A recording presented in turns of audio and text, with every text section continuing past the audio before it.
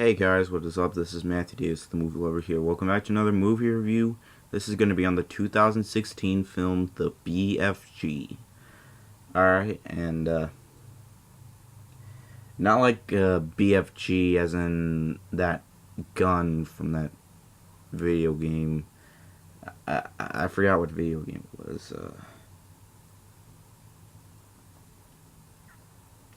I'm not sure, but anyways, yeah, the BFG is directed by Steven Spielberg, based off the kid's book by Roald Dahl, the same author that has written Charlie and the Chocolate Factory and Fantastic Mr. Fox, the two books, children's books.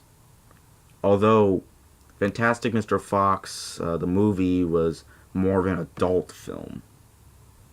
So, even though there's no language or sex, there is some violence, like that scene where the man shoots off Mr. Fox's tail. But anyways, yeah. So yeah, this was directed by the one and only Steven Spielberg, who is known to be one of the best directors of all time. We all know who Spielberg is. He created such masterpieces, like Jaws, which is one of my all-time favorite movies. A lot of his movies became box office hits, like that film, and the Indiana Jones franchise, E.T., which became the highest-grossing film of 1982, as well as Jurassic Park. Both Jurassic Park and Jaws were critically acclaimed and made over $1 billion in box office results, and that's excluding Jurassic Park's re-release in 3D. And yeah, sure, Steven Spielberg has made some not so good movies, at least for what critics said, like Lost World Jurassic Park, which I thought was mediocre at best, but I can say is way better than Jurassic Park 3. And Hook, which I do find to be a pretty good movie, which when I get back home, I'll probably review that movie, because I haven't reviewed it yet because I'm too lazy. And then he directed this film, which wasn't really that much of a box office hit. I mean, it did get some critical praise. It got 75% on Rotten Tomatoes, making it certified fresh. And, yeah, critics liked it, but it did not do so well at the box office for some reason. Which is sad, knowing that Steven Spielberg has been known to make some of the best films ever. And this is not his... Well, this isn't his best film ever. I mean, I do have some flaws with this movie, but I can say it should have made a lot more money. I don't know why, because it's a Spielberg film, and this is produced by Disney. This is made by the Walt Disney Company.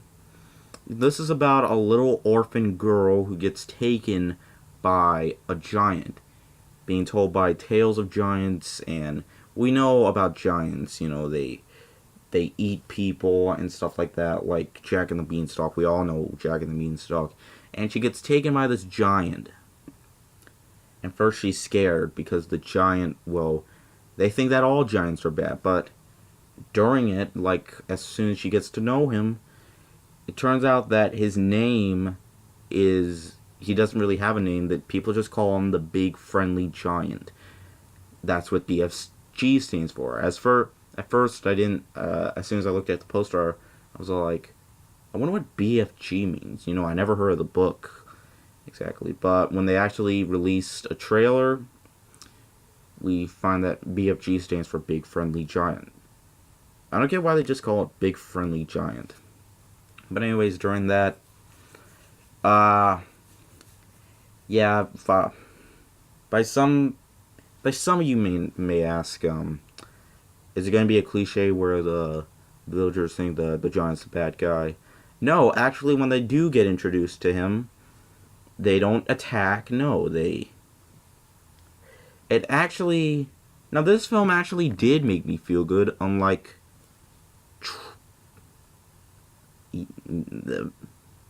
let's just say the film I recently reviewed and ranted on.